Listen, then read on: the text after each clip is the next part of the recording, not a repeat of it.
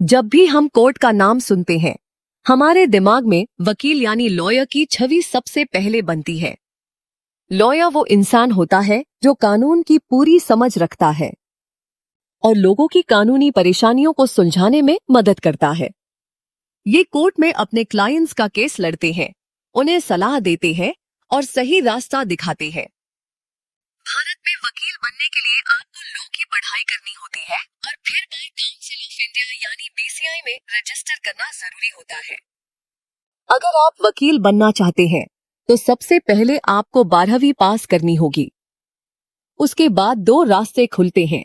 या तो आप सीधे 5 साल का इंटीग्रेटेड लॉ कोर्स करें, जैसे बीए एलएलबी या बीबीए एलएलबी, या फिर किसी भी सब्जेक्ट में ग्रेजुएशन करने के बाद 3 साल का एलएलबी कोर्स कर सकते हैं। दोनों रास्तों से आप वकील बनने की तरफ बढ़ सकते हैं। सबसे पहले आपको 12वीं के बाद किसी अच्छे लॉ एंट्रेंस एग्जाम के लिए तैयारी करनी होगी, जैसे क्लैट, एलएसएटी या कोई स्टेट लेवल का एग्जाम। इसके बाद आपको लॉ कॉलेज में एडमिशन मिलेगा, जहां से आप अपनी पढ़ाई पूरी करेंगे।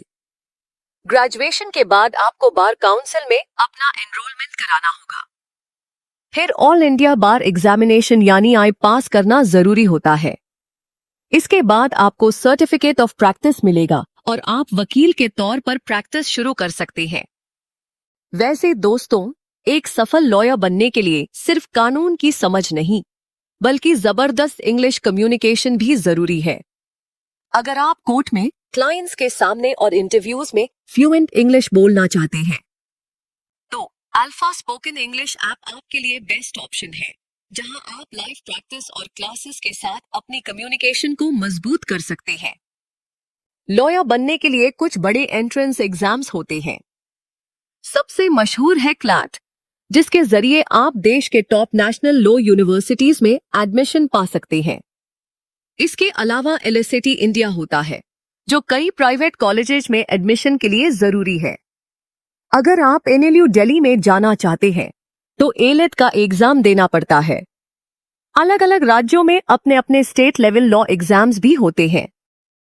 एक बार जब आप लॉयर बन जाते हैं तो आपके पास कई करियर ऑप्शन खुल जाते हैं। आप क्रिमिनल लॉयर बन सकते हैं, जो मर्डर या थेफ्ट जैसे केस लड़ते हैं। कॉर्पोरेट लॉयर बनकर बड़ी कंपनियों को लीगल एडवाइस दे सकते हैं। सिविल लॉयर बनकर प्रॉपर्टी या फैमिली डिस्प्यूट्स को सुलझा सकते हैं। इसके अलावा आईपी लॉयर, लीगल एडवाइजर या फिर जज बनने का भी रास्ता खुला रहता है।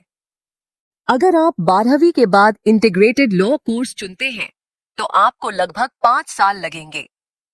लेकिन अगर पहले ग्रेजुएशन और फिर एलएलबी करते हैं तो करीब 6 साल का समय लगेगा। खर्च की बात करें तो प्राइवेट लॉ कॉलेजेस में पढ़ाई का खर्च 3 लाख रुपए से लेकर 10 लाख रुपए तक जा सकता है। वहीं गवर्नमेंट कॉलेजेस में ये खर्च काफी कम, यानी 1 लाख रुपए से 3 लाख रुपए के बीच होता है। लॉयर बनना आसान नहीं है, लेकिन अगर आप में मेहनत करने का जज्बा है तो ये सफर काफी शानदार हो सकता है। आपको स्ट्रॉन्ग लीगल नॉलेज के साथ साथ बढ़िया कम्युनिकेशन स्किल्स की भी जरूरत पड़ेगी। क्लाइंट्स के सामने या कोर्टरूम में अपनी बात को मजबूती से रखने के लिए कॉन्फिडेंस और फ्लुएंट इंग्लिश बहुत बड़ी ताकत बनती है।